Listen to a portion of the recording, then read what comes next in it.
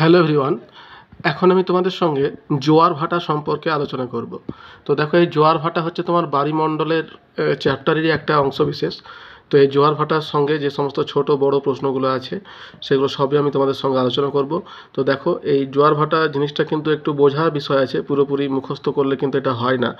তো আমি যে প্রশ্নগুলো পরপর তোমাদের বোঝাচ্ছি ছবি এঁকে, সেগুলো একটু দেখে ভালো করে বোঝার চেষ্টা করো, তাহলে কিন্তু কঠিন লাগবে না, ঠিক আছে?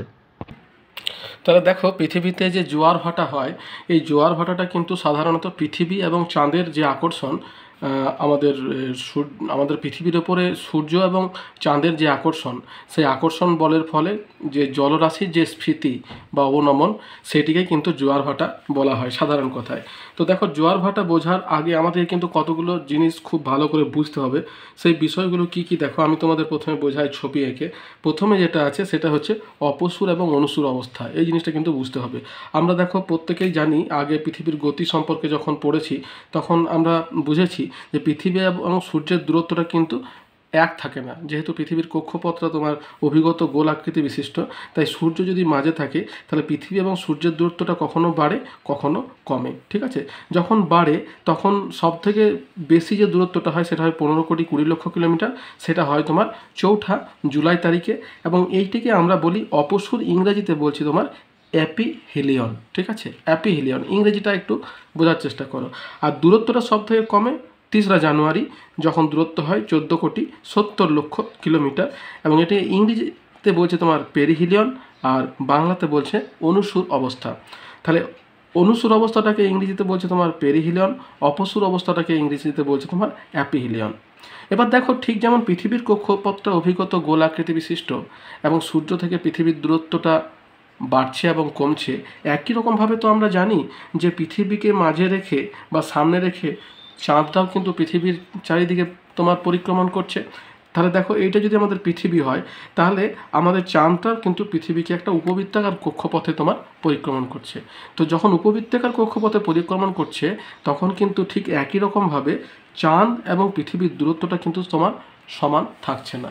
এক্ষেত্রেও তোমার অপসুর অনুসুর অবস্থার সৃষ্টি হচ্ছে, কিন্তু তার নামটা একটু আলাদা। তাহলে যখন দূরত্বটা বাড়ছে, তখন দূরত্ব হচ্ছে 4.07 লক্ষ কিলোমিটার। চাঁদ এবং পৃথিবীর দূরত্বটা সবথেকে বেশি যখন হয় তখন সেটা 4.07 লক্ষ কিলোমিটার, এবং এই অবস্থাটাকে বলছে অ্যাপোজি, ঠিক আছে? ইংরাজিতে যেটাকে অ্যাপিহিলিয়ন বলছে অপসুর অবস্থাটাকে, পৃথিবী এবং চাঁদের মধ্যে যে দূরত্বটা সবথেকে বেশি হয় এটাকে বলছে অ্যাপিহিলিয়ন, আর চাঁদ এবং পৃথিবীর মধ্যে দূরত্বটা যখন সব থেকে বেশি হয় তখন সেটাকে বলছে অ্যাপোজি। এটা হয় 15,20,00,000 কিলোমিটার অপসুর অবস্থাটা বা অ্যাপিহিলিয়নটা, আর অ্যাপোজিটা হচ্ছে তোমার 4.07 লক্ষ কিলোমিটার। আর চাঁদ এবং পৃথিবীর মধ্যে দূরত্বটা সব থেকে কম হয় তোমার 3.56 লক্ষ কিলোমিটার, এবং এটিকে বলছে পেরিজি। হ্যাঁ, অনুসুর অবস্থাটাকে ইংরেজিতে বলা হয় পেরিহিলিয়ন, আর চাঁদ এবং পৃথিবীর দূরত্বটা সব থেকে কম যেটা, সেটা হচ্ছে পেরিজি। তাহলে দেখো, এটা কিন্তু একটা মিল আছে। ওইটাকে বলছে পেরিহিলিয়ন, এটাকে বলছে পেরিজি, আর ওইটাকে বলছে অ্যাপিহিলিয়ন, এটাকে বলছে অ্যাপোজি। তাহলে এই জিনিসটা কিন্তু প্রথমে তোমাদের বুঝতে হবে। এরপর দেখো, একটা জিনিস আমাদের যেটা বুঝতে হবে সেটা হচ্ছে চাঁদের আবর্তন। আমাদের যে চাঁদটা যে আবর্তিত হচ্ছে পৃথিবীকে সামনে রেখে, চাঁদ কিন্তু তার উপবৃত্তাকার কক্ষপথে ঠিক একই রকমভাবে পশ্চিম থেকে পূর্বে আবর্তন করছে, এবং এই যে আবর্তনটা করছে, এই আবর্তন করার সময়ে কিন্তু কি হচ্ছে, আমাদের চাঁদ 52 মিনিটে 13 ডিগ্রি পথ কিন্তু অতিক্রম করছে। এটা পুরো যদি পথটা হয়, মানে পৃথিবীরকে পরিক্রমণ করতে টোটাল যে দূরত্বটা সেটা হচ্ছে 360 ডিগ্রি, ঠিক আছে? 360 ডিগ্রি। তাহলে 52 মিনিটে কিন্তু 13 মিনিট পরিক্রমণ করছে। কীভাবে আমি হিসাবটা তোমাদের বোঝাই, দেখো। বলছে চাঁদ পৃথিবীকে 27 দিনে একবার 360 ডিগ্রি কৌণিক পথ ঘুরে, অর্থাৎ 24 ঘন্টায় চাঁদ কমপক্ষে 360 ডিভাইডেড বাই 27 সমান প্রায় 13 ডিগ্রি কৌণিক পথ অতিক্রম করে। তাহলে এই জিনিসটা বুঝতে পারছো, আমাদের যেমন পৃথিবী সূর্যকে 365 দিনে একবার পরিক্রমণ করে, ঠিক একই রকমভাবে চাঁদ কিন্তু পৃথিবীকে 27 দিনে একবার পরিক্রমণ করছে। তাহলে একবার পরিক্রমণ মানে কত ডিগ্রি? 360 ডিগ্রি। তাহলে 360 ডিগ্রি পথ কতক্ষণ মানে তোমার কত দিনে পরিক্রমণ করছে? 27 দিনে। তাহলে যদি একদিনে আমরা বের করতে যাই তাহলে কি করতে হবে? 360 ডিভাইডেড বাই 27, তাই তো? তাহলে 360 ডিভাইডেড বাই 27 যদি আমরা করি তাহলে আসছে 13 ডিগ্রি। তাহলে ওই কথাটা এখানে বলছে যে চাঁদ তার কক্ষপথে তোমার একদিনে 13 ডিগ্রি পথটা কিন্তু অতিক্রম করছে। এবং কতক্ষণ সময় লাগছে? 52 মিনিট। 52 মিনিটটা কী করে বের হচ্ছে? দেখো, চাঁদ পৃথিবীকে তোমার 27 দিনে পুরোপুরি পরিক্রমণ করছে। 27 দিন মানে তোমার আমরা 27 ইন্টু 24 ঘন্টা যদি করি, তাহলে দেখো 24 ঘন্টা হচ্ছে, এবং 24 ঘন্টায় তোমার 13 ডিগ্রি পরিক্রমণ করছে। তাহলে পৃথিবীর 13 ডিগ্রি পথ অগ্রসর হতে সময় লাগছে 13 ইন্টু 4, ঠিক আছে, সমান কত হচ্ছে? 52 মিনিট সময় কিন্তু তোমার লাগছে।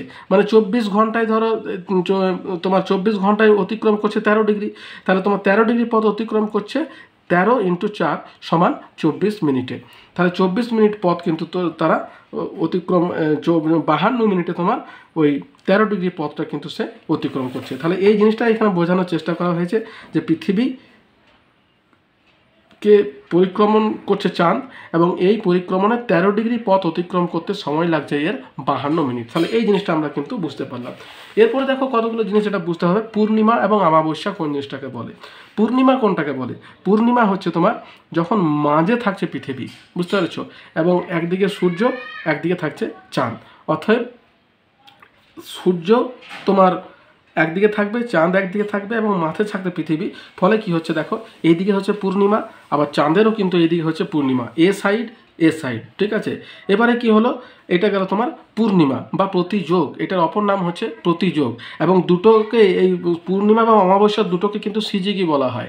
সিজিগি কেন বলা হয়? কারণ চাঁদ, সূর্য, পৃথিবী যখন একই সরলরেখায় চলে আসছে তখন সেটাকে বলছে সিজিগি, বুঝতে পেরেছো। এবারে অমাবস্যা বা সংযোগ কোনটাকে বলছে? তাহলে পূর্ণিমার অপর নাম হচ্ছে তোমার প্রতিযোগ, আর অমাবস্যার অপর নাম হচ্ছে সংযোগ, ঠিক আছে। এটাও কিন্তু সিজিগি। অতএব সংযোগ এবং প্রতিযোগ এবং অমাবস্যা, পূর্ণিমা দুটোই কিন্তু সিজিগি নামে পরিচিত, এটা বুঝতে পারো। এবার দেখো তোমার অমাবস্যাতে কি হচ্ছে, অমাবস্যাতে কিন্তু সূর্য একদিকে, পৃথিবী একদিকে, মাঝখানে থাকছে কিন্তু চাঁদ, ঠিক আছে। তাহলে আমাদের এখানে যদি মুনের এই সাইডটাতে তোমার পূর্ণিমা হচ্ছিল, এবং পৃথিবীরও এ সাইডে পূর্ণিমা হচ্ছিল, যখন অমাবস্যা হচ্ছে তখন কি হচ্ছে, সেই বি সাইডে তোমার হচ্ছে পূর্ণিমা এবং এ সাইডে হচ্ছে অমাবস্যা। অত পৃথিবীর একটা দিকে যখন পূর্ণিমা হয় তার অপোজিটটা অমাবস্যা থাকে, আবার যখন একদিকে অমাবস্যা থাকবে তখন অপর দিকটা পূর্ণিমা হচ্ছে। তাহলে পূর্ণিমা কোনটাকে বলছে? পূর্ণিমা হচ্ছে যখন চাঁদ এবং পৃথিবীর, সূর্যের মাঝে থাকছে তো পৃথিবী, তখন সেটা হচ্ছে পূর্ণিমা। আর অমাবস্যা কোনটা? যখন পৃথিবী এবং সূর্যের মাঝে থাকছে চাঁদ, তখনই সেটিকে বলছে তোমার অমাবস্যা। তাহলে অন্যদিকে আমরা বলতে পারি অমাবস্যাতে কিন্তু চাঁদের একই দিকে সূর্য এবং চাঁদ থাকে। অমাবস্যাতে পৃথিবীর একই দিকে চাঁদ এবং সূর্য থাকে। অপরদিকে কি হচ্ছে, যখন পূর্ণিমা হচ্ছে তখন কিন্তু মাঝে থাকছে পৃথিবী, অর্থাৎ একদিকে থাকছে তোমার সূর্য, একদিকে থাকছে চাঁদ। এই জিনিসটা তোমরা ভালো করে বুঝে নাও। এবার দেখো অষ্টমী তিথি কোনটাকে বলছে? আমরা যে শুক্ল এবং কৃষ্ণপক্ষের যে অষ্টমী তিথি বলি, এই অষ্টমী তিথি কোনটাকে বলছে? তাহলে পূর্ণিমা এবং অমাবস্যা এই দুটোতে কি হচ্ছে, কখনো চাঁদ মাঝে আসছে, কখনো তোমার পৃথিবী মাঝে আসছে, কিন্তু অষ্টমী তিথিটা হচ্ছে এদের মাঝামাঝি অবস্থা। অর্থাৎ চাঁদটা কিন্তু পৃথিবীর সঙ্গে 90 ডিগ্রি কোণে অবস্থান করছে। অর্থাৎ এইদিকে দেখো আছে সূর্য, এইখানে আছে পৃথিবী, এবং তার 90 ডিগ্রি কোণে যখন এই যে অ্যাঙ্গেলটা, এই কৌণিক মানটা হচ্ছে তোমার 90 ডিগ্রি, ঠিক আছে। এই যে তোমার মানটা হচ্ছে, এই মানটা হচ্ছে তোমার 90 ডিগ্রি। তাহলে যখন 90 ডিগ্রি কোণে অবস্থান করছে তখন সেটাকে আমরা বলছি অষ্টমী তিথি। তাহলে এই কটা জিনিস কিন্তু আমি তোমাদের বোঝালাম। এরপর দেখো এক এক করে আমি তোমাদের বোঝাচ্ছি। প্রথমে কি বলছে, পৃথিবীর অপসূর, অনুসূর এবং চাঁদের অ্যাপোজি এবং পেরিজি অবস্থা কি? তাহলে দেখো এটা আমি তোমাদের বোঝানোর সময় বলে দিলাম। এবারে একটু তোমাদের ওই বইয়ের ভাষায় একটু বোঝানোর চেষ্টা করব যে অপসূর অনুসূর অবস্থাটা কি, যদিও তোমরা আগেই পড়েছো। বলছে 4 জুলাই সূর্য থেকে পৃথিবীর দূরত্ব সবচেয়ে বেশি, 15,20,00,000 কিলোমিটার। একে পৃথিবীর অপসূর অবস্থা বা অ্যাপিহিলিয়ন বলা হয়। আবার জুলাই থেকে বাকি 6 মাস দূরত্ব কমতে থাকে। তাহলে এই দেখো এই ছবিটা আছে, এই ছবিটাতে এই যে 15,20,00,000 যে কিলোমিটার যে দূরত্বটা 4 জুলাই, এটাকে বলছে অপসূর। আর অনুসূর কোনটাকে বলছে? যে 3 জানুয়ারি সূর্য থেকে পৃথিবীর দূরত্ব সবচেয়ে কম, 14,70,00,000 কিলোমিটার। একে পৃথিবীর অনুসূর অবস্থা বা পেরিহিলিয়ন বলা হয়। আবার জানুয়ারি থেকে বাকি 6 মাস দূরত্ব কিন্তু ক্রমশ বাড়তে থাকে। তাহলে এই জিনিসটা হচ্ছে তোমার অ্যাপিহিলিয়ন এবং পেরিহিলিয়ন। এবার দেখো অ্যাপোজি এবং পেরিজি জিনিসটা কি, এই জিনিসটা আমাদেরকে বুঝতে হবে। অ্যাপোজি এবং পেরিজি, যদিও আমি তোমাদেরকে যখন ছবি এঁকে বোঝাচ্ছিলাম তখন কিন্তু ওই অ্যাপোজি এবং অ্যাপিহিলিয়ন এবং পেরিজি এবং পেরিহিলিয়ন এই দুটোর মধ্যে ডিফারেন্স আমি বলেছিলাম। এবার দেখো এই দুটো জিনিস কি সেটা আমি তোমাদের বলছি। তাহলে অ্যাপোজি এবং পেরিজি বলছে পৃথিবীর মতো চাঁদের ও কক্ষপথ কিন্তু উপবৃত্তাকার হওয়ায় পৃথিবী এবং চাঁদের দূরত্ব সর্বদা সমান হয় না। অ্যাপোজি অবস্থা কোনটাকে বলছে? পৃথিবী থেকে চাঁদের দূরত্ব যখন সর্বাধিক সেই অবস্থা হলো অ্যাপোজি অবস্থান, এবং এই সময় পৃথিবীর উপর চাঁদের আকর্ষণ বল কম হওয়ায় জোয়ারের প্রাবল্যটা তোমার কম হয়। একে বলছে তোমার অ্যাপোজি জোয়ার। তাহলে দেখো এখানে কি বলছে, পৃথিবী এবং চাঁদের দূরত্বটা যখন সর্বাধিক হচ্ছে, অর্থাৎ এই যে তোমার চাঁদ এবং পৃথিবীর দূরত্বটা যখন সর্বাধিক হচ্ছে, তখন কি হচ্ছে, এই পৃথিবীর উপরে চাঁদের আকর্ষণটা কমে যাচ্ছে, এবং আকর্ষণ কমার জন্য কি হচ্ছে, জোয়ারের জলটা অতটা স্ফীত হচ্ছে না, ঠিক আছে, যার জন্য এটিকে বলছে তোমার অ্যাপোজি অবস্থা। আর পেরিজি কোনটাকে বলছে, পৃথিবী থেকে চাঁদের দূরত্ব সবচেয়ে কম হলো পেরিজি অবস্থা, অর্থাৎ যখন তোমার 3.56 লক্ষ কিলোমিটার হচ্ছে, এটাকে বলছে পেরিজি অবস্থা। তাহলে যখন দূরত্বটা কমছে তখন কি হচ্ছে, পৃথিবীর উপরে যে জলরাশি আছে তার উপর কিন্তু চাঁদের আকর্ষণটা বাড়ছে। পৃথিবী থেকে চাঁদের দূরত্ব কম হলে পেরিজি অবস্থা, চাঁদের আকর্ষণ বল বেশি হওয়ায় জোয়ারের প্রাবল্য বেশি, যা পেরিজি জোয়ার নামে পরিচিত। পরিষ্কার হয়েছে অ্যাপোজি জোয়ার এবং পেরিজি জোয়ার। এরপর দেখো কি আছে যে এদের মধ্যে পার্থক্য, অর্থাৎ অ্যাপোজি এবং পেরিজি অবস্থার মধ্যে তোমার পার্থক্যটা তোমার বলেছে যে কী হবে। তাহলে অ্যাপোজি এবং পেরিজির মধ্যে পার্থক্য তোমরা বুঝতে পারছো যে একটাতে দূরত্ব কম আর অন্যটাতে তোমার দূরত্ব বেশি, সেটাই হচ্ছে দুটোর মধ্যে তোমার বেসিক পার্থক্য। আরও কিছু কিছু পার্থক্য আছে যেটা তোমার জলরাশির ওপরে। তাহলে দেখো পেরিজি কোনটাকে বলছে, পেরিজি মানে পেরিহিলিয়ন, অ্যাপিহিলিয়ন পেরিহিলিয়ন। তাহলে পৃথিবীকে পরিক্রমণকালে পৃথিবী থেকে চাঁদের দূরত্ব যখন কম হয় তখন সেটাকে পেরিজি বা অনুসুর অবস্থা বলে, এটাও অপসুর অনুসুর। আর অ্যাপোজি কোনটাকে বলছে, যে পৃথিবীকে পরিক্রমণকালে পৃথিবী চাঁদের দূরত্ব যখন বেশি হয় তখন তাকে অ্যাপোজি বা অপসুর অবস্থান বলে। পেরিজি অবস্থানে চাঁদ এবং পৃথিবীর দূরত্ব হয় 3,56,000 কিলোমিটার, অন্যদিকে অ্যাপোজি অবস্থানে চাঁদ এবং পৃথিবীর দূরত্ব হয় 4,07,000 কিলোমিটার। পেরিজি অবস্থায় সৃষ্ট জোয়ার পেরিজি জোয়ার বা অনুভু জোয়ার নামে পরিচিত, অপরদিকে অ্যাপোজি অবস্থানে সৃষ্ট জোয়ার অ্যাপোজি জোয়ার বা অপভূ জোয়ার নামে পরিচিত। আর কি আছে, চাঁদের আকর্ষণ বেশি হওয়ায় এই অবস্থায় জোয়ারের তীব্রতা স্বাভাবিক সময়ের তুলনায় 15 থেকে 20% বেশি। অন্যদিকে অ্যাপোজি জোয়ারে বলছে চাঁদের আকর্ষণ কম হয় বলে এই সময় জোয়ারের তীব্রতা স্বাভাবিক সময়ের তুলনায় 15 থেকে 20% কম হয়। তারপর দেখো পেরিজিতে বলছে পৃথিবী থেকে চাঁদের দূরত্ব কম থাকে বলে পৃথিবী থেকে এই সময় চাঁদকে 14% বড় এবং প্রায় 25 গুণ উজ্জ্বল দেখায়।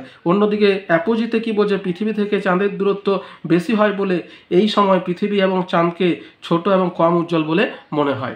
তাহলে তোমরা বুঝতে পারলে যে অ্যাপিজি পেরিজি হচ্ছে তোমার চাঁদের তোমার অপসুর এবং অনুসুর অবস্থা। এরপর দেখো আমাদেরকে যেটা জানতে হবে যে অমাবস্যা এবং পূর্ণিমা কি। অমাবস্যা যার ইংরাজি হচ্ছে নিউ মুন, এবং পূর্ণিমা যেটার ইংরাজি হচ্ছে তোমার ফুল মুন। এর অমাবস্যাটা কি বলতো, বলছে চন্দ্রচক্র মানে চন্দ্র যে আমাদের চক্রাকারে আমাদের পৃথিবীর সামনে যে আবর্তিত হচ্ছে সেটাকে বলছে চন্দ্রচক্রের একটি পর্যায় যেখানে চাঁদ এবং সূর্যের মধ্যে পৃথিবী থাকে। তাহলে চাঁদ এবং সূর্যের মধ্যে পৃথিবী থাকে। আমি তোমাদের আগেই বললাম যে অমাবস্যাতে তোমার কি থাকে, চাঁদ অমাবস্যাতে কী আছে, চাঁদ এবং সূর্যের মাঝে থাকছে পৃথিবী, এটা হচ্ছে অমাবস্যা। চাঁদ একদিকে থাকছে চাঁদ, অন্যদিকে সূর্য, তার মাঝে থাকছে তোমার পৃথিবী। এই সময় অমাবস্যাতে এই সময় আমরা চাঁদকে দেখতে পাই না এবং খুব সামান্য দেখতে পাই। হলো, তাহলে এটা গেল তোমার অমাবস্যা। অন্যদিকে পূর্ণিমা কোনটাকে বলছে, চন্দ্রচক্রের একটি পর্যায় যেখানে পৃথিবী চাঁদ এবং সূর্যের মাঝে, পৃথিবীটা চাঁদ এবং সূর্যের মাঝে থাকে। তাহলে এটা দেখো পূর্ণিমা অবস্থা, এই যে চাঁদ এবং সূর্যের মাঝে থাকছে তোমার পৃথিবী এই পূর্ণিমাতে। এই সময় চাঁদকে সম্পূর্ণরূপে আলোকিত দেখায়। সংযোগ এবং প্রতিযোগ অবস্থা কী, তাহলে দেখো আমরা এই জিনিসটা জানলাম অমাবস্যা এবং পূর্ণিমা, এবং অমাবস্যা পূর্ণিমাকে কিন্তু সংযোগ এবং প্রতিযোগও বলা হয়। পূর্ণিমার অপর নাম হচ্ছে প্রতিযোগ, অমাবস্যার অপর নাম হচ্ছে সংযোগ। এবং কেন এটাকে বলছে দেখো প্রতিযোগ এবং সংযোগ অবস্থা, পূর্ণিমা তিথিতে সূর্য এবং চাঁদের ঠিক মাঝখানে পৃথিবী অবস্থান করে। এই দিন সূর্য, পৃথিবী এবং চাঁদের কেন্দ্রবিন্দু একই সরলরেখায় অবস্থান করে বলে এই অবস্থাকে প্রতিযোগ অবস্থা বলা হয়। আর সংযোগ অবস্থাটা কি বলছে, অমাবস্যা তিথিতে সূর্য ও চাঁদ পৃথিবীর একই দিকে অবস্থান করে।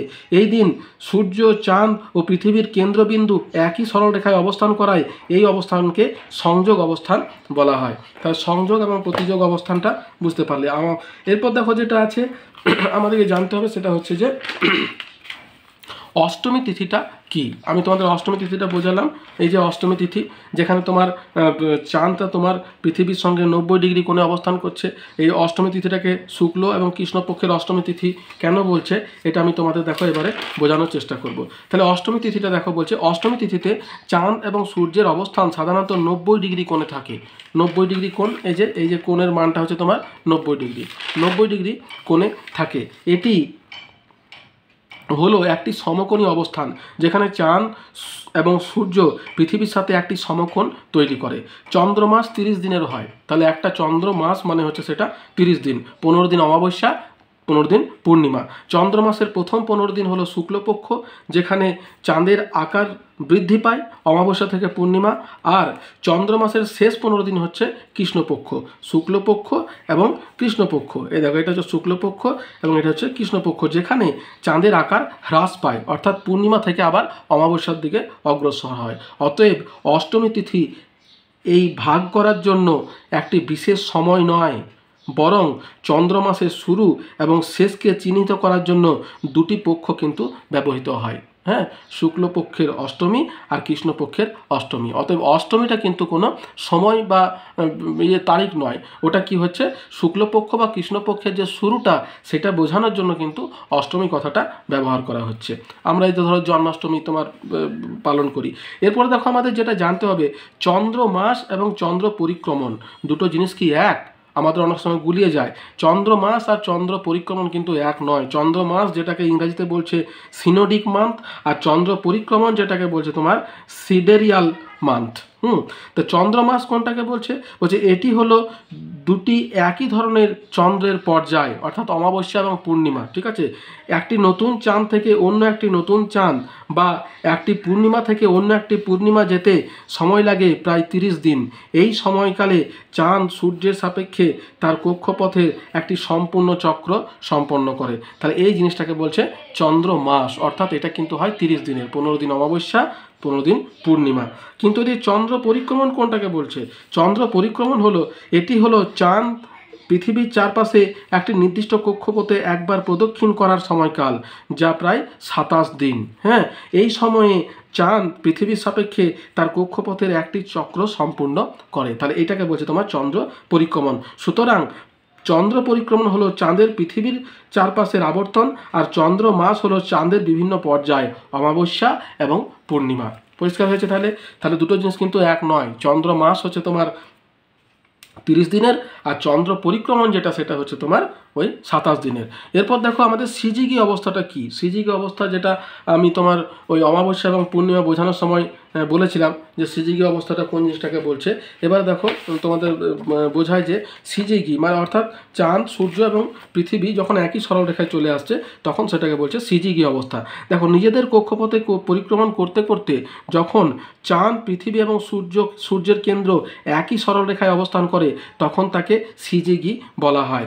সিজিগি হচ্ছে তোমার যোগ বিন্দু, অর্থাৎ চাঁদ, সূর্য, পৃথিবীর সরলরৈখিক অবস্থান হচ্ছে সিজিগি। অর্থাৎ যদি আমরা এই সিজিগি ছবিটা আঁকতে যাই, তাহলে আমরা অমাবস্যা, পূর্ণিমা যে কোনো একটা ছবি আঁকলেই কিন্তু হবে।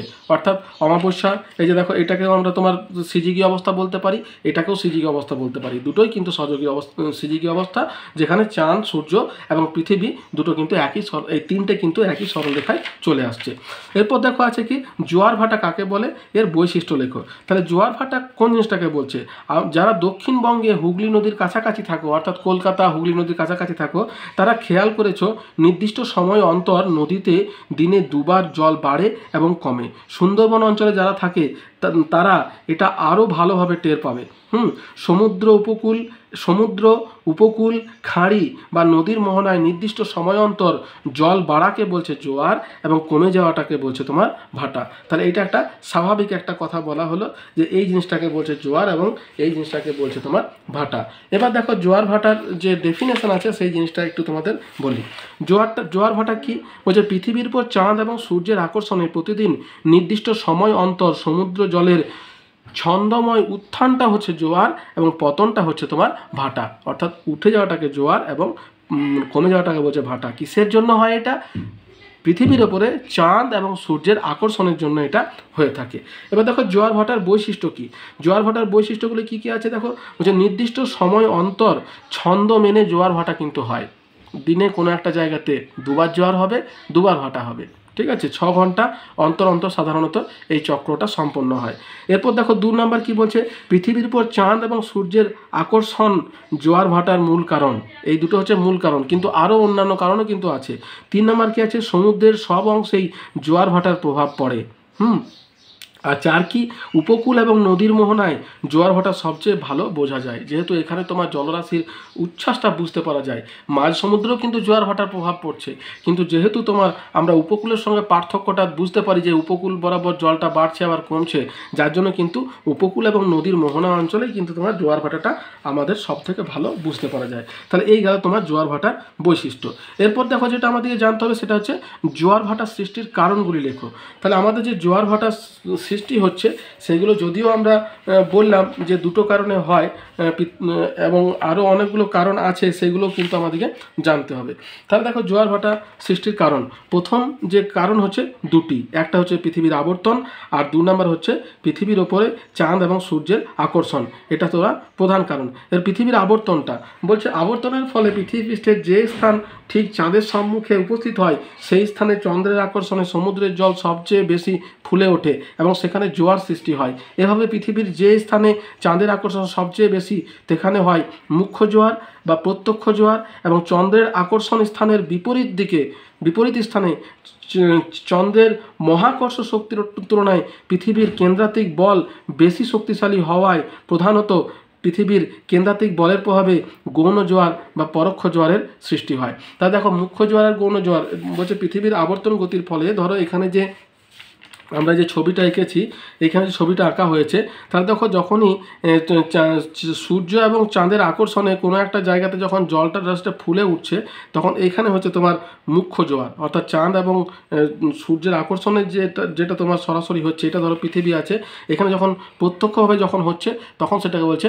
মুখ্য জোয়ার। এবং এইখানে যখন কি হচ্ছে, এই জায়গাতে জলরাশিটাও কিন্তু ফুলে উঠছে, তখন সেটাকে বলছে তোমার গৌণ জোয়ার। আর যখন এইদিকে জলরাশিটা ফুলে উঠছে তখন কি হচ্ছে, অন্যান্য স্থানের জলটা কমে যাচ্ছে, অর্থাৎ উত্তর দক্ষিণ দিকে জলরাশিটা কমে যাচ্ছে, তখন সেখানে হচ্ছে তোমার ভাটা। তাহলে দেখো বলছে প্রত্যক্ষ জোয়ার, চাঁদের আকর্ষণ স্থান বিপরীত স্থানে চাঁদের মহাকর্ষ শক্তির তুলনায় পৃথিবীর কেন্দ্রাতিক বল বেশি শক্তিশালী হওয়ায়, অর্থাৎ পৃথিবীর কেন্দ্র যে প্রত্যেকটা জিনিসকে আকর্ষণ করছে সেটা যখন বেশি শক্তিশালী হয়ে যাচ্ছে, তখন এখানেও কিন্তু জলটা তোমার ফুলে ফেঁপে উঠছে। শক্তিশালী হওয়ায় প্রধানত পৃথিবীর কেন্দ্রাতিক বলের প্রভাবে গৌণ জোয়ার বা পরোক্ষ জোয়ারের সৃষ্টি হয়। এবার দেখো পৃথিবীর উপর চাঁদ এবং সূর্যের আকর্ষণ, বলছে সূর্যের তুলনায় চন্দ্র পৃথিবীর কাছে আছে বলে জোয়ার ভাটা সৃষ্টির ক্ষেত্রে চাঁদের আকর্ষণই বেশি, প্রায় দ্বিগুণ কার্যকরী হয়। সূর্যের আকর্ষণে পৃথিবীতে জোয়ার হলেও তা চন্দ্রের আকর্ষণে সৃষ্ট জোয়ারের তুলনায় ততটা প্রবল হয় না। অর্থাৎ দুটো শক্তি যদিও জোয়ার ভাটা সৃষ্টির ক্ষেত্রে আমাদের সদর্থক ভূমিকা পালন করে, কিন্তু সূর্যের থেকে চাঁদের আকর্ষণটা কিন্তু বেশি, যেহেতু সেটা কিন্তু পৃথিবীর অনেক সামনে আছে। তবে চন্দ্র সূর্য পৃথিবী একই সরলরেখায় অবস্থান করলে তার প্রভাবে ভূপৃষ্ঠে জলভাগে তীব্র জোয়ারের সৃষ্টি হয়, যেটাকে তোমার ওই তেজ গোটাল বা ভরা জোয়ার বলা হয়। এবার দেখো ভাটা কীভাবে সৃষ্টি হয়। তাহলে আমরা জোয়ার সম্পর্কে আলোচনা করলাম, এখানে যে দুটো কারণ আছে এই দুটো কিন্তু জোয়ারের কারণ। এবারে ভাটাটা কীভাবে সৃষ্টি হচ্ছে, বলছে মুখ্য জোয়ার এবং গৌণ জোয়ার অঞ্চলে জল সরবরাহ করতে গিয়ে, অর্থাৎ এই যে দেখো এইখানটা হচ্ছে মুখ্য জোয়ার, এখানটা হচ্ছে গৌণ জোয়ার। এই দেখো এখানে তোমার চাঁদ আছে আর তোমার সূর্য ধরো এই সাইডে আছে, তাহলে দুটো দিকে কিন্তু তোমার মুখ্য জোয়ার তোমার সৃষ্টি হলো। তাহলে জোয়ারের তোমার ব্যাখ্যাটা কিন্তু আমরা এখানে দিলাম। এবারে বলছে সৃষ্টি করতে গিয়ে মধ্যবর্তী স্থানে জলতল নেমে যায়, ফলে ওই দুটি স্থানে ভাটার সৃষ্টি হয়। তাহলে যখন এই দিকে জলটা চলে আসছে তখন এই স্থানে জলটা সরবরাহ কে করছে, এই উত্তর দক্ষিণ প্রান্তে যে স্থানগুলো আছে বা যে সমুদ্রটা আছে সে জলটা সরবরাহ করছে, ফলে এই জায়গার জলটা কমে যাচ্ছে, ফলে ওই দুই স্থানে কি হচ্ছে, ভাটার সৃষ্টি হচ্ছে। জোয়ার ভাটা বিষয়টি তোমার পাশের ছবি থেকে বুঝে নাও, অর্থাৎ এই যে ছবিটা আছে তাকে এটা নিয়ে বুঝতে বলছে। 1 নম্বর কি বলছে, ভূপৃষ্ঠের A2 স্থানে, অর্থাৎ এই জায়গাটিতে কি বলছে যে প্রধানত চন্দ্রের আকর্ষণে স্ফীত হয়ে মুখ্য জোয়ারের সৃষ্টি হয়। তাহলে এই জায়গাতে যখন চাঁদের আকর্ষণ হচ্ছে তখন এই জায়গাতে কি হচ্ছে, মুখ্য জোয়ারের সৃষ্টি হচ্ছে। এবং A1 কি হচ্ছে, পৃথিবীর A2 স্থানের প্রতিপদ স্থান অর্থাৎ বিপরীত স্থান, অর্থাৎ A1 স্থানটিতে কি হচ্ছে, মূলত কেন্দ্রাতিক বলের প্রভাবে, অর্থাৎ কেন্দ্রের যে তোমার যে বিকর্ষণ যে বল, সেই বলের প্রভাবে কি হচ্ছে, তোমার এই জায়গাতে গৌণ জোয়ারের সৃষ্টি হচ্ছে। আর 3 নম্বর কি হচ্ছে, চন্দ্রের আকর্ষণের প্রভাবে B1 এবং B2 অঞ্চল থেকে এই দুটো অঞ্চল থেকে কি হচ্ছে যে A2 এবং A1 অঞ্চলের দিকে, এই দুটো অঞ্চলের দিকে জলরাশি প্রবাহিত হওয়ার জন্য B1 এবং B2 এই দুটি অঞ্চলে জলতল নেমে গিয়ে ভাটার সৃষ্টি করছে। তাহলে জোয়ারের সৃষ্টিটা জানলাম, পৃথিবীর আবর্তন এবং পৃথিবী এবং চাঁদের পৃথিবীর ওপরে চাঁদ এবং সূর্যের আকর্ষণ, এটা জোয়ারের কারণ। আর ভাটা সৃষ্টির কারণ হচ্ছে তোমার এই জলের সরবরাহ, অর্থাৎ যখনই কোনো একটা জায়গাতে মুখ্য জোয়ারের সৃষ্টি হচ্ছে তখন সেই জায়গাতে জলের সরবরাহ করতে গিয়ে কিন্তু সেই জায়গায় জলটা কমে যাচ্ছে, যার জন্য সেখানে ভাটার সৃষ্টি হচ্ছে। তাহলে এটা গেল তোমার জোয়ার ভাটা তোমার সৃষ্টির কারণ। এরপর দেখো কি আছে, পূর্ণিমার তুলনায় অমাবস্যায় জোয়ারের শক্তি বেশি হয় কেন, জোয়ার কেন শক্তিশালী হয়, তার কারণটা কি? তার কারণ হচ্ছে অমাবস্যাতে কি হচ্ছে, চাঁদ এবং সূর্য একই দিকে কিন্তু পৃথিবীর জলরাশিকে আকর্ষণ করছে। দেখো এটা হচ্ছে অমাবস্যা অবস্থা, এই যে ছবিটা আমি এঁকেছিলাম, এখানে কি দেখা যাচ্ছে, পৃথিবী কিন্তু এক প্রান্তে থাকছে এবং সূর্য এবং চাঁদ কিন্তু একই দিকে তোমার চলে আসছে। ফলে কি হচ্ছে, পৃথিবীর উপরে যে জলরাশি আছে তার উপর কিন্তু আকর্ষণ বলটা কিন্তু বেশি কাজ করছে। ফলে কি হচ্ছে, জলরাশিটাও কিন্তু ফুলে ফেঁপে উঠছে। কিন্তু পূর্ণিমাতে কি হচ্ছে, যখন একদিকে চাঁদ একদিকে সূর্য থাকছে তখন তোমার কি হচ্ছে, তোমার এত পরিমাণ শক্তি কিন্তু কাজ করছে না, দুদিকে দুটো শক্তি কাজ করছে। ফলে কি হচ্ছে, অমাবস্যার মতো কিন্তু পূর্ণিমার জলরাশিটা কিন্তু সেভাবে ফুলে উঠছে না। তাহলে দেখো এবারে কি লিখছে, যে পূর্ণিমার তুলনায় অমাবস্যার জলের শক্তি বেশি কেন হয়, বলছে অমাবস্যা তিথিতে সূর্য ও চাঁদ পৃথিবীর একই দিকে একই সরলরেখায় থাকে বলে পৃথিবীর একই স্থানে একই সঙ্গে চাঁদ এবং সূর্য যৌথভাবে আকর্ষণ কার্যকরী হয়। চন্দ্র এবং সূর্যের এই মিলিত আকর্ষণে একই সঙ্গে মুখ্য চন্দ্র জোয়ার এবং মুখ্য সৌর জোয়ার হয় এবং তার বিপরীত বা প্রতিপাত স্থানে একই সঙ্গে গৌণ চন্দ্র জোয়ার এবং গৌণ সৌর জোয়ার হয়। চন্দ্র এবং সূর্যের মিলিত আকর্ষণে সৃষ্টি হওয়ার জন্য অমাবস্যার জোয়ার পূর্ণিমার জোয়ারের চেয়ে অনেক বেশি জোরদার হয় এবং সমুদ্রতলে অত্যধিক জলস্ফীতি ঘটে। এই জন্য অমাবস্যার জোয়ার পূর্ণিমার জোয়ারের চেয়ে বেশি শক্তিশালী।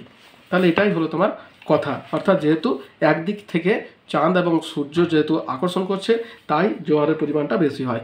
এরপর দেখো জোয়ার ভাটা এবং সমুদ্র স্রোতের মধ্যে পার্থক্য কী। তাহলে জোয়ার ভাটা কি হচ্ছে, জোয়ার ভাটার ফলে কি হচ্ছে, জলরাশিটা কিন্তু বাড়ছে কমছে। আর সমুদ্র স্রোতটা কি হচ্ছে, সমুদ্র স্রোতটা এক জায়গা থেকে অন্য জায়গায় তোমার জলটাকে তোমার পরিবহন করছে, সেটাকেই বলছে সমুদ্র স্রোত।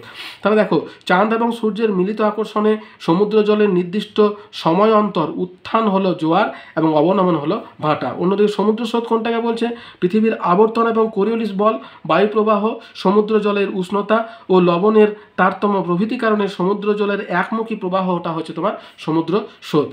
জোয়ার ভাটা তোমার নির্দিষ্ট সময় অন্তর ঘটে আর সমুদ্র স্রোত কিন্তু সব সময় একই দিকে প্রবাহিত হয়, ঠিক বায়ুপ্রবাহের মতো, নিয়ত বায়ুপ্রবাহের মতো। তারপরে জোয়ার ভাটা বলছে সমুদ্রের সব জায়গায় এর প্রভাব পড়ে জোয়ার ভাটা, কিন্তু সমুদ্রের নির্দিষ্ট অংশে কিন্তু এর প্রভাব পড়ে। অর্থাৎ যে অঞ্চলের উপর দিয়ে তোমার উষ্ণ স্রোত প্রবাহিত হয় সেখানে উষ্ণ স্রোতই প্রবাহিত হবে, যেখানে শীতল হয় সেখানে শীতলই প্রবাহিত হবে, আর যেখানে দুটোর মিলন হয় সেখানে সবসময় কিন্তু ওই দুটোর মিলন হবে এবং ওইখানে মৎস্য শিকার ক্ষেত্র বা অন্যান্যগুলোর বিকাশ ঘটবে। এরপর দেখো জোয়ার ভাটার বলছে জোয়ারের প্রভাবে জাহাজ চলাচলে সুবিধা হয় এবং নদীর নাব্যতাটা কিন্তু বজায় থাকে। আর অন্যদিকে কী হচ্ছে, সমুদ্র স্রোতের ফলে উপকূলের জলবায়ুর উপর প্রভাব পড়ে, মগ্নচড়া সৃষ্টি হয় এবং মৎস্য শিকারে কিন্তু সুবিধা হয়। তাহলে এই হচ্ছে তোমার জোয়ার ভাটা এবং সমুদ্র স্রোতের মধ্যে পার্থক্য। এরপর দেখো আমাদেরকে যেটা জানতে হবে, মুখ্য জোয়ার বা প্রাইমারি টাইড ও গৌণ জোয়ার কাকে বলে।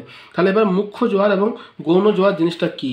মুখ্য জোয়ার মানে যেটা চাঁদের আকর্ষণে সরাসরি হচ্ছে, চাঁদ এবং সূর্যের আকর্ষণে, সেটা হচ্ছে মুখ্য জোয়ার। আর অন্যদিকে তোমার পৃথিবীর ওই কেন্দ্রাতিক বলের ফলে যেটা হচ্ছে সেটা হচ্ছে তোমার গৌণ জোয়ার। তাহলে দেখো আবর্তনের ফলে পৃথিবীর কোনো স্থানে জলরাশি যখন ঠিক চাঁদের সম্মুখে উপস্থিত হয়, তাহলে ঠিক যখন চাঁদের সম্মুখে উপস্থিত হচ্ছে সেই স্থানে তখন চন্দ্রের সর্বাধিক মাধ্যাকর্ষণ শক্তির প্রভাবে সরাসরি যে জোয়ারের সৃষ্টি হয় তাকে কিন্তু বলছে মুখ্য জোয়ার বা প্রত্যক্ষ জোয়ার। অর্থাৎ আমাদের এই যে তোমার ছবিটা আছে, এই যে দেখো এখানে এই যে জোয়ারটা সৃষ্টি হচ্ছে চাঁদের আকর্ষণে সরাসরি যখন সৃষ্টি হচ্ছে তখন সেটিকে বলছে তোমার মুখ্য জোয়ার। অন্যদিকে কি বলছে, গৌণ জোয়ার কোনটাকে বলছে, বলছে পৃথিবীর কেন্দ্র বহির্মুখী শক্তিও এখানে কার্যকর হয়, ফলে চাঁদের সম্মুখে অবস্থিত ভূপৃষ্ঠের জল সবচেয়ে বেশি ফুলে ওঠে এবং জোয়ার সৃষ্টি হয়। আর গৌণ জোয়ার কি বলছে, চাঁদের আকর্ষণে পৃথিবীর যে অংশে মুখ্য জোয়ার হয় ঠিক তার বিপরীত দিকে বা প্রতিপাদ দিকে চাঁদের মহাকর্ষ শক্তির তুলনায় পৃথিবীর কেন্দ্রাতিক বল বেশি হওয়ায় সেখানেও সমুদ্রের জল ফুলে ওঠে। একে গৌণ জোয়ার বা পরোক্ষ জোয়ার বলা হয়। তাহলে যেখানে চাঁদের ফলে মুখ্য জোয়ারের সৃষ্টি হলো তার ঠিক অপোজিট দিকে তোমার ওই যে জোয়ারটা সৃষ্টি হচ্ছে সেইটাকে বলছে তোমার গৌণ জোয়ার। বুঝতে পারছো? তাহলে এটা হচ্ছে মুখ্য জোয়ার, এই জায়গাটা হচ্ছে তোমার গৌণ জোয়ার বা পরোক্ষ জোয়ার বলে। পৃথিবীর কোনো একটি স্থানে মুখ্য জোয়ার ও তার বিপরীত স্থানে কিন্তু গৌণ জোয়ার হয়। এটা কিন্তু ম্যান্ডেটারি, অর্থাৎ কোনো একটা জায়গাতে যখন তোমার মুখ্য জোয়ার হচ্ছে তার অপোজিট দিকে কিন্তু গৌণ জোয়ারটা হবেই। এরপর তাহলে মুখ্য জোয়ার গৌণ জোয়ারটা আমরা বুঝলাম। এরপরে বলছে যে এই দুটোর মধ্যে পার্থক্য, অর্থাৎ মুখ্য জোয়ার এবং গৌণ জোয়ারের মধ্যে পার্থক্য কী আছে দেখো। বলছে মুখ্য জোয়ার পৃথিবীর যে স্থান চাঁদের সামনে থাকে সেখানে মুখ্য জোয়ার হয়, আর মুখ্য জোয়ারের প্রতিপাদী স্থান বা বিপরীত দিকে হয় তোমার গৌণ জোয়ার। তারপর বলছে মুখ্য জোয়ার মূলত চাঁদের মাধ্যাকর্ষণ শক্তির টানে হয়, আর গৌণ জোয়ার পৃথিবীর আবর্তনের ফলে সৃষ্ট কেন্দ্রাতিক বল, জলভাগ এবং স্থলভাগের সরণের পার্থক্যের জন্য সৃষ্টি হয়। চাঁদের আকর্ষণে হয় বলে মুখ্য জোয়ারের প্রাবল্য এবং জলস্ফীতি অনেক বেশি, আর গৌণ জোয়ারের প্রাবল্য এবং জলস্ফীতি কিন্তু অনেকটাই কম। তাহলে এটা গেল তোমার মুখ্য জোয়ার এবং গৌণ জোয়ারের মধ্যে পার্থক্য। এরপর দেখা বলছে চন্দ্র জোয়ার এবং সৌর জোয়ার কাকে বলে। তাহলে চন্দ্র জোয়ার এবং সৌর জোয়ার চাঁদের আকর্ষণে যখন হচ্ছে তখন সেটা হচ্ছে চন্দ্র জোয়ার, আর সূর্যের আকর্ষণে যখন হচ্ছে তখন সেটা হচ্ছে সৌর জোয়ার। দেখো চন্দ্র জোয়ার বলছে পৃথিবীর আবর্তনের সময় পৃথিবী পৃষ্ঠের যে অংশ চাঁদের সামনে আসে সেই অংশে চাঁদের আকর্ষণ সবচেয়ে বেশি কার্যকরী হয়, তাই সেই অংশে পৃথিবীর জলরাশি সবচেয়ে বেশি ফুলে ওঠে, জোয়ারের সৃষ্টি হয়। এই জোয়ারকে চন্দ্র জোয়ার বলে। আর সৌর জোয়ার কোনটাকে বলছে? সূর্যের আকর্ষণে সূর্যের জল ফুলে উঠে জোয়ারের সৃষ্টি হয়, এই জোয়ারকে সৌর জোয়ার বলে। সৃষ্টির কারণ কি? সূর্যের আকর্ষণেই সৌর জোয়ার হয়, কিন্তু পৃথিবী থেকে সূর্যের দূরত্ব বেশি হওয়ার জন্য পৃথিবীর ওপর সূর্যের আকর্ষণ চাঁদের তুলনায় কম, তাই সৌর জোয়ারের প্রাবল্যটাও কিন্তু কম। তাহলে এটা গেল তোমার চন্দ্র জোয়ার এবং সৌর জোয়ারের মধ্যে পার্থক্য। এরপর দেখো কি আছে, দুটি মুখ্য জোয়ার। এবার দেখো একটা খুব ভালো প্রশ্ন এবং ইম্পর্টেন্ট প্রশ্ন, সেটা এবার আলোচনা করব। সেটা হচ্ছে দুটি মুখ্য জোয়ারের সময়ের ব্যবধান কত? অর্থাৎ একটা মুখ্য জোয়ারের সঙ্গে আরেকটি মুখ্য জোয়ারের সময়ের ব্যবধান হয় 12, দুটো মুখ্য সময় হয় তোমার ওই 12 ঘন্টা 24 ঘন্টা 52 মিনিট, ঠিক আছে, একটা জায়গার সঙ্গে আরেকটা জায়গা। আবার বলছে জোয়ার ভাটার সময়ের পার্থক্য বা ব্যবধান কত? এটা হচ্ছে তোমার ওই 6 ঘন্টা। আর কি আছে তোমার, কোনো স্থানে প্রতিদিন একই স্থানে জোয়ার ভাটা হয় না কেন? তার কারণ স্থান পরিবর্তন হয় না কেন? আর কোনো স্থানে মুখ্য জোয়ার এবং গৌণ জোয়ারের মধ্যে সময়ের ব্যবধান 12 ঘন্টা 26 মিনিট হয় কেন? তাহলে দেখো এখানে একটা জিনিস বুঝতে পারছো যে মুখ্য জোয়ার আর গৌণ জোয়ারের মধ্যে সময়ের ব্যবধান হয় তোমার 12 ঘন্টা 26 মিনিট। হ্যাঁ, দুটো মুখ্য জোয়ারের মধ্যে সময়ের ব্যবধান হবে এর ডবল, অর্থাৎ 24 ঘন্টা 26 দুগুণে 52, 24 ঘন্টা 52 মিনিট। আর বলছে কোনো একটি স্থানে দুটি মুখ্য জোয়ারের মধ্যে সময়ের ব্যবধান কেন 24 ঘন্টা 52 মিনিট? তাহলে এই সমস্ত প্রশ্নের উত্তর আমরা দেব। কি হবে দেখো, সেটা হচ্ছে চাঁদের আবর্তন। দেখো এখানে কি বলছে, চাঁদ পৃথিবীর চারিদিকে 27 দিনে একবার 360 ডিগ্রি কৌণিক পথ, অর্থাৎ 24 ঘন্টায় চাঁদ কমপক্ষে 360 ডিভাইডেড বাই 27 সমান প্রায় 13 ডিগ্রি কৌণিক পথ অতিক্রম করছে। তাহলে চাঁদ কিন্তু কি করছে, তোমার 27 দিনে যেহেতু তোমার 360 ডিগ্রি অতিক্রম করছে, একদিনে তোমার অতিক্রম করছে 13 ডিগ্রি নিজের কক্ষপথের বা পৃথিবীর চারিদিকে 13 ডিগ্রি পথ কিন্তু সে একদিনে অতিক্রম করছে। পৃথিবীর এই 13 ডিগ্রি পথ অগ্রসর হতে আরও 13 গুণিত 4 সমান 52 মিনিট কিন্তু সময় লাগছে। যেহেতু তোমার ওই 1 ডিগ্রি সে এগিয়ে যাচ্ছে, যার জন্য আরও 4 মিনিট সময় বেশি লাগছে। আমরা জানি 1 ডিগ্রি দ্রাঘিমার পার্থক্যে সময়ের পার্থক্য হয় 4 মিনিট, তার জন্য তোমার কি হচ্ছে 13 গুণিত 4 সমান 52 মিনিট তোমার সময় লাগছে। এই জন্য পৃথিবীর জলভাগের কোনো অংশেই প্রতিদিন একই সময় মুখ্য জোয়ার হয় না। তার কারণ প্রতিদিন কিন্তু 13 ডিগ্রি করে পথ কিন্তু চাঁদ অতিক্রম করছে, ফলে এক জায়গায় হবে কি করে? পৃথিবীর কোনো নির্দিষ্ট স্থানে প্রত্যক্ষ মুখ্য বা গৌণ জোয়ারের পরবর্তী মুখ্য এবং গৌণ জোয়ারে আরও 52 মিনিট পরে, অর্থাৎ মোট 24 ঘন্টা 52 মিনিট পর, অর্থাৎ একটা গৌণ জোয়ারের সঙ্গে একটা গৌণ জোয়ারের পার্থক্য হবে 24 ঘন্টা 52 মিনিট, একটা মুখ্য জোয়ারের সঙ্গে একটা মুখ্য জোয়ারের পার্থক্য হবে 24 ঘন্টা 52 মিনিট। বুঝতে পেরেছো? আর পৃথিবীর কোনো একটি নির্দিষ্ট স্থানে দিনে যে সময় মুখ্য জোয়ার হয় তার 24 ঘন্টা 52 মিনিট ডিভাইডেড বাই 2 সমান 12 ঘন্টা 26 মিনিট পরে সেখানে গৌণ জোয়ার। অর্থাৎ একটা মুখ্য জোয়ার একটা গৌণ জোয়ারের মধ্যে সময়ের পার্থক্য হচ্ছে 12 ঘন্টা 26 মিনিট, এবং ওই মুখ্য জোয়ারের 24 ঘন্টা 52 মিনিট পর আবার সেখানে মুখ্য জোয়ার হয়। এই জন্য পৃথিবীর জলভাগের প্রত্যেক স্থানে জোয়ারের প্রায় 6 ঘন্টা 13 মিনিট, অর্থাৎ এবারে একটা জোয়ার এবং একটা ভাটার মধ্যে সময়ের পার্থক্য হচ্ছে 6 ঘন্টা 13 মিনিট পরে সেখানে ভাটা হয়। আমরা কিন্তু শুধুমাত্র 6 ঘন্টা বলি একটা দিনের সুবিধার জন্য, যেহেতু একটা দিন সময় 24 ঘন্টা, তাহলে 4 6 24, 13 ঘন্টা তোমার একটা মুখ্য জোয়ার একটা গৌণ জোয়ারের মধ্যে, অর্থাৎ জোয়ার বা ভাটার মধ্যে পার্থক্য হচ্ছে তোমার 6 ঘন্টা, কিন্তু তা নয়, আমরা জোয়ার এবং ভাটার মধ্যে সময়ের পার্থক্য হচ্ছে 6 ঘন্টা 13 মিনিট। তাহলে এটাই হচ্ছে তোমার বোঝানো। এবার দেখো এখানে ছবিটা আঁকা হয়েছে, এখানে পৃথিবী দেখো তোমার পশ্চিম থেকে পূর্বে তোমার আবর্তন করছে, একই রকমভাবে পৃথিবীকে কিন্তু চাঁদ এই দেখো পরিক্রমণ করছে। তাহলে কি বলছে, জোয়ার ভাটা মানে দেখানো হচ্ছে যে কোনো দিন চাঁদের ক অবস্থান, অর্থাৎ এই অবস্থানটা হচ্ছে ক মানে প্রথম অবস্থা, পৃথিবীর অস্থানে মুখ্য জোয়ার হয়েছে, মানে এইখানে কিন্তু তোমার মুখ্য জোয়ার হয়েছে এই জায়গাটিতে। এর 24 ঘন্টা পরে চাঁদ নিজের আবর্তনের জন্য প্রায় 13 ডিগ্রি সরে যাচ্ছে, অর্থাৎ একদিন পরে কিন্তু চাঁদ কিন্তু এই জায়গাটা সরে আসছে, অর্থাৎ খ স্থানটাতে সরে আসছে। এই 13 ডিগ্রি পথ অতিক্রম করে পৃথিবীর আ স্থানে, অর্থাৎ এই জায়গাটাতে তোমার জোয়ার হচ্ছে। বুঝতে পেরেছো?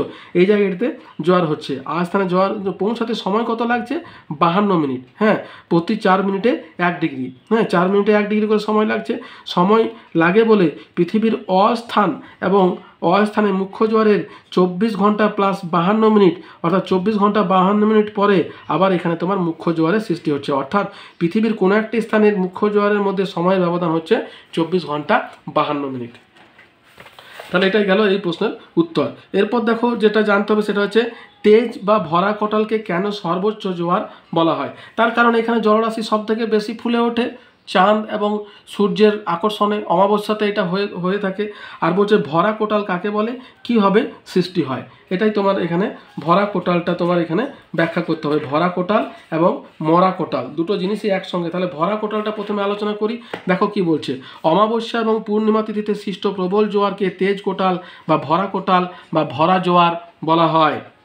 পদ্ধতি কীভাবে সৃষ্টি হয়, বলছে অমাবস্যা এবং পূর্ণিমা তিথিতে প্রবল জোয়ার হয় কারণ ওই দুই তিথিতে পৃথিবী, চাঁদ এবং সূর্যের কেন্দ্রবিন্দু একই সরলরেখায় অবস্থান করে। চাঁদ এবং সূর্যের কেন্দ্রবিন্দু একই সরলরেখায় অবস্থান করে বলে উভয়ের মিলিত আকর্ষণে পৃথিবীর জোয়ারের জল অনেক বেশি ফুলে ওঠে, তাই একে তেজ কোটাল বা ভরা কোটাল বা ভরা জোয়ার বলা হয়। এই তিনটেই মনে রাখবে, তেজ কোটাল যা, ভরা কোটাল যা, ভরা জোয়ারও কিন্তু তাই। এই ধরনের ঘটনা প্রতি 14 দিনে একবার হয়, তবে অমাবস্যা ও পূর্ণিমা তিথিতে চাঁদ, সূর্য, পৃথিবীর অবস্থানের পরিবর্তন লক্ষ্য করা যায়। অমাবস্যা তিথিতে ভরা কোটাল কোনটা? অমাবস্যা তিথিতে বলছে সূর্য, চাঁদ, পৃথিবী একই সরলরেখায় অবস্থান করে, এবং বলছে এই অবস্থানকে সংযোগ অবস্থান বলে। ওই তিথিতে চাঁদ এবং সূর্যের আকর্ষণের শক্তি পৃথিবীর একই দিকে ক্রিয়া করে। অর্থাৎ দেখো এই যে হচ্ছে, এটা হচ্ছে তোমার ভরা কোটাল বা অমাবস্যা। এখানে কি হচ্ছে দেখো, তোমার চাঁদ এবং পৃথিবী, এই নিচেরটা হচ্ছে অমাবস্যা, নিচেরটা হচ্ছে অমাবস্যা তিথি, এটা হচ্ছে ভরা জোয়ার বা সংযোগ অবস্থান। বলছে কি এইখানে তোমার কি হচ্ছে, চাঁদ এবং পৃথিবী কিন্তু, সূর্য কিন্তু একই দিকে পৃথিবীর জলকে আকর্ষণ করছে। দুটোই কিন্তু তোমার হচ্ছে ভরা কোটাল। একটা হচ্ছে তো অমাবস্যা, একটা পূর্ণিমা। অমাবস্যাটা বেশি হয় তার কারণ কি, পৃথিবীর জলকে কিন্তু একই দিকে চাঁদ এবং সূর্য আকর্ষণ করছে, কিন্তু যখন পূর্ণিমা হচ্ছে তখন একদিকে চাঁদ আকর্ষণ করছে, অন্যদিকে সূর্য আকর্ষণ করছে। চাঁদ যেদিকে আকর্ষণ করছে সেই দিকে কিন্তু আকর্ষণ শক্তিটা বেশি হয়, হ্যাঁ, বা মুখ্য জোয়ারটা কিন্তু এই দিকে হয়, আর অন্যদিকে সূর্যের আকর্ষণে যে জোয়ারটা হচ্ছে সেটাকে তোমরা গৌণ জোয়ার বলতে পারো। তাহলে এইটা বা সৌর জোয়ার বা গৌণ জোয়ার বলা যেতে পারে। তাহলে এইটাকে দেখো বলছে। আর পূর্ণিমা তিথিতে কি বলছে, পূর্ণিমা তিথিতে তোমার পৃথিবী, চাঁদ, সূর্যের মাঝখানে এক সরলরেখায় অবস্থান করে, এই অবস্থানকে প্রতিযোগ অবস্থান বলা হয়। তাহলে পূর্ণিমাকে বলছে প্রতিযোগ আর অমাবস্যাকে বলছে সংযোগ। এর ফলে চাঁদের আকর্ষণে পৃথিবীর একদিকে প্রবল জলস্ফীতি ঘটে বা জোয়ার হয়, এবং ঠিক তার বিপরীত দিকে তোমার সূর্যের আকর্ষণে প্রবল জোয়ার হয়। একে পূর্ণিমা তিথিতে ভরা জোয়ার বা ভরা কোটাল। পূর্ণিমা তিথিতে জোয়ারের তীব্রতা অমাবস্যায় জোয়ারের তীব্রতা থেকে অনেক কম হয়। তাহলে দেখো, ভরা কোটাল, ভরা জোয়ার এবং তেজ কোটাল দুটোই কিন্তু তোমার এই অমাবস্যা এবং পূর্ণিমাতে সৃষ্টি হয়। কিন্তু অমাবস্যাতে কিন্তু কি হয়, জোয়ারটা কিন্তু বেশি কার্যকারী হয়, যেহেতু পৃথিবীর একই দিকে চাঁদ এবং সূর্য অবস্থান করছে। এবারে মরা কোটাল বা মরা জোয়ার যেটা আছে সেটা বলবো। এইটা দেখো, এটা হচ্ছে মানে অষ্টমী তিথিতে হয় মরা কোটাল বা মরা জোয়ার। এটা কোনটায় বলছে দেখো, শুক্ল এবং কৃষ্ণপক্ষের অষ্টমী তিথিতে স্বল্পোচ্চ জলস্ফীতির যে জোয়ার সৃষ্টি হয় তাকে মরা কোটাল বা মরা জোয়ার বলা হয়। কীভাবে সৃষ্টি হয়, মানে শুক্ল এবং কৃষ্ণপক্ষের অষ্টমী তিথিতে চাঁদ এবং সূর্য পৃথিবীর অবস্থানের সাপেক্ষে সমকোণে অবস্থান করে, অর্থাৎ এই রকম অ্যাঙ্গেলে 90 ডিগ্রি কোণে অবস্থান করে। এই জন্য চাঁদ এবং সূর্যের আকর্ষণ পরস্পরের বিপরীতে কাজ করে, অর্থাৎ একদিকে সূর্য কাজ করছে তো অন্যদিকে চাঁদ কাজ করছে। এবং চাঁদ এবং সূর্যের মধ্যে কিন্তু যেখানে চাঁদ আকর্ষণ করবে সেটারই কিন্তু তোমার মুখ্য ভূমিকা পালন করবে, সূর্যের আকর্ষণ কিন্তু মুখ্য ভূমিকা পালন করবে না। ফলে এখানে যে জোয়ারটা সৃষ্টি হচ্ছে চাঁদের আকর্ষণে, সেটাকে বলছে তোমার মরা কোটাল বা মরা জোয়ার। এই জন্য চাঁদ এবং সূর্যের আকর্ষণ পরস্পরকে বিপরীতে কাজ করে। এর ফলে পৃথিবীর যে স্থানে চাঁদের আকর্ষণে মুখ্য জোয়ার হয়, ঠিক তার বিপরীতে মুখ্য আকর্ষণে গৌণ জোয়ার হয়। এটা কিন্তু তোমার এখানে ভুল আছে বইয়ে, এটা হবে তোমার গৌণ জোয়ার, তার অপোজিটে কিন্তু গৌণ জোয়ার হয়। ফলে কোনো স্থানেই জলতল বেশি স্ফীত হয় না। এইভাবেই মরা কোটাল এবং মরা জোয়ারের সৃষ্টি হয়। তাহলে মরা কোটালের সময় কিন্তু তোমাদের এই ছবিটা কিন্তু আঁকতে হবে অষ্টমী তিথিতে, অর্থাৎ ভরা কোটাল সৃষ্টি হচ্ছে তোমার অমাবস্যা এবং পূর্ণিমাতে, যার মধ্যে অমাবস্যার তীব্রতাটা বেশি, পূর্ণিমাটা কম। আর অষ্টমী তিথিটা হচ্ছে তোমার আর মরা কোটালটা সৃষ্টি হচ্ছে তোমার অষ্টমী তিথিতে, যেটাতে কিন্তু খুব বেশি তোমার জোয়ার ভাটার প্রাবল্যটা লক্ষ্য করা যাচ্ছে না। তাহলে এটা গেল তোমার ভরা কোটাল এবং মরা কোটাল। এরপর দেখো বলছে ভরা কোটাল এবং মরা কোটাল এর মধ্যে পার্থক্যটা কি। তাহলে ভরা কোটাল এবং মরা কোটালের মধ্যে পার্থক্য দেখো, এটা কিন্তু একটা গুরুত্বপূর্ণ প্রশ্ন, এটা কিন্তু আসে। তাহলে ভরা কোটালের অপর নাম হচ্ছে তোমার তেজ কোটাল। তেজ কোটাল বা ভরা কোটাল এবং মরা কোটালের মধ্যে পার্থক্য কি। তাহলে এবার দেখো, প্রথমে ভরা কোটাল কি বলছে, অমাবস্যা এবং পূর্ণিমা তিথিতে পৃথিবী, চাঁদ এবং সূর্য একই সরলরেখায় অবস্থান করে বলে এই দুই তিথিতে প্রবল জোয়ার হয়। এরূপ জোয়ারকে ভরা কোটাল বা তেজ কোটাল বা ভরা জোয়ার বলা হয়। অন্যদিকে বলছে শুক্ল এবং কৃষ্ণপক্ষের অষ্টমী তিথিতে, শুধুমাত্র অষ্টমী তিথি বললেও হবে, শুক্ল কৃষ্ণপক্ষ না বললেও হবে, বললে ভালো, তিথিতে পৃথিবীর অবস্থানের সাপেক্ষে চাঁদ এবং সূর্য পরস্পর সমকোণে অবস্থান করে পৃথিবীকে আকর্ষণ করে বলে জোয়ারের প্রাবল্য এই তিথিতে কম হয়। একে মরা কোটাল বা মরা জোয়ার বলা হয়। আর ভরা কোটালে কি হয়, সূর্য, পৃথিবী, চাঁদ একই সরলরেখায় অবস্থান করে। অন্যদিকে তোমার এই সূর্য এবং চাঁদ পৃথিবীর অবস্থানের সাপেক্ষে সমকোণে অবস্থান করে। অন্যদিকে বলছে পূর্ণিমা এবং অমাবস্যা তিথিতে জোয়ার হয়, এই ভরা কোটাল হয়। অন্যদিকে মরা কোটালটা হয় কৃষ্ণপক্ষ এবং শুক্লপক্ষের অষ্টমী তিথিতে। তাহলে এটা তোমার হলো। আর ছবিটা যেটা আঁকা সেটা তোমরা আঁকবে, এই যে যেখানে তোমার ভরা কোটাল এবং মরা কোটালটা করলাম, এই যে এই ছবিটা তোমরা আঁকতে পারো। যেদিকে ভরা কোটাল সেদিকে অমাবস্যা পূর্ণিমার ছবিটা আঁকতে হবে, আর মরা কোটালের দিকে তোমার এই অষ্টমী তিথির ছবিটা কিন্তু আঁকতে হবে। তাহলে এটা গেল দুটোর মধ্যে পার্থক্য। এরপরে দেখো আছে কি, অ্যাপোজি জোয়ার এবং পেরিজি জোয়ার বলতে কি বোঝো। তাহলে অ্যাপোজি অবস্থানে যে জোয়ারটা হচ্ছে সেটা হচ্ছে তোমার অ্যাপোজি জোয়ার, এবং পেরিজি অবস্থানে যেটা হচ্ছে সেটা হচ্ছে পেরিজি জোয়ার। অ্যাপোজি মানে হচ্ছে তোমার চাঁদ, দেখো অ্যাপোজি জোয়ার হচ্ছে চাঁদের উপবৃত্তাকার কক্ষপথ উপবৃত্তাকার হয়, পৃথিবী এবং চাঁদের দূরত্ব যখন সবচেয়ে বেশি হয় সেই অবস্থাকে পৃথিবীর জলভাগে যে জোয়ার হয় তাকে অ্যাপোজি জোয়ার বলা হয়। অ্যাপোজি জোয়ার পেরিজি জোয়ারের তুলনায় কম তেজি হয়। অন্যদিকে কি পেরিজি জোয়ার কোনটাকে বলছে, পৃথিবীর মতো চাঁদের কক্ষপথেও অনুসুর এবং অপসুর অবস্থা রয়েছে। চাঁদের কেন্দ্র যখন পৃথিবীর কেন্দ্রের চেয়ে কাছে অবস্থান করে 3.56 লক্ষ কিলোমিটার, তখন তাকে চন্দ্রের অনুসুর বা পেরিজি অবস্থান বলে। পৃথিবী থেকে চাঁদের দূরত্ব যখন কম তখন যে জোয়ারের সৃষ্টি হয় তাকে পেরিজি জোয়ার বলা হয়। প্রতি 14 দিন অন্তর একবার পেরিজি জোয়ার অবস্থান করে।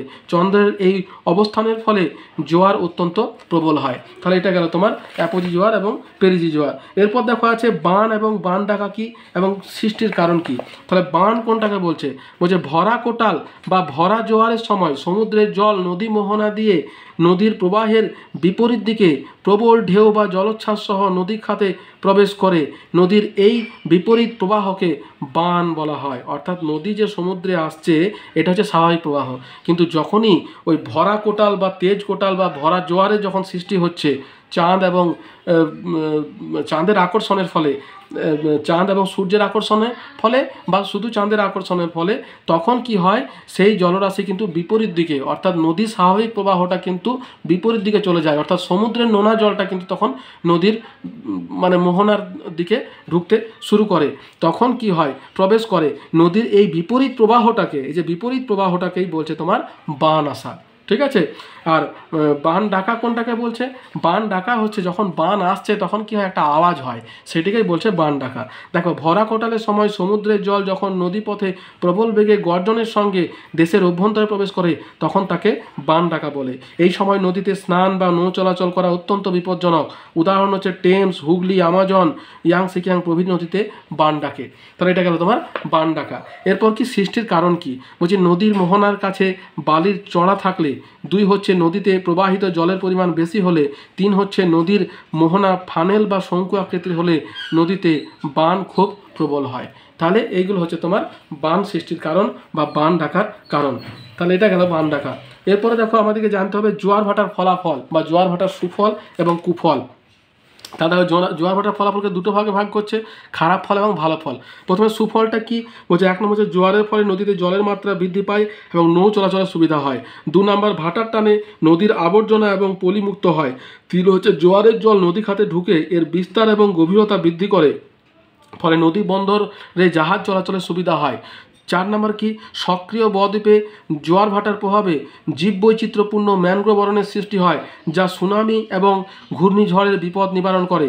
5 হচ্ছে জোয়ারের ফলে পুষ্ট খাড়িতে বহু রকম জলজ উদ্ভিদ, অন্যান্য জলজ প্রাণী, উভচর প্রাণী, মাছ দেখতে পাওয়া যায়। আর 6 কি, জোয়ারের নানা জলের প্রভাবে শীতপ্রধান দেশের নদী বন্দরগুলি অনেক সময় বরফমুক্ত থাকে। 7 নম্বর কি, আজকাল উন্নত দেশগুলিতে জোয়ারের জলকে কাজে লাগিয়ে জলবিদ্যুৎ উৎপাদন করা হয়। তাহলে এটা গেল তোমার সুবিধা।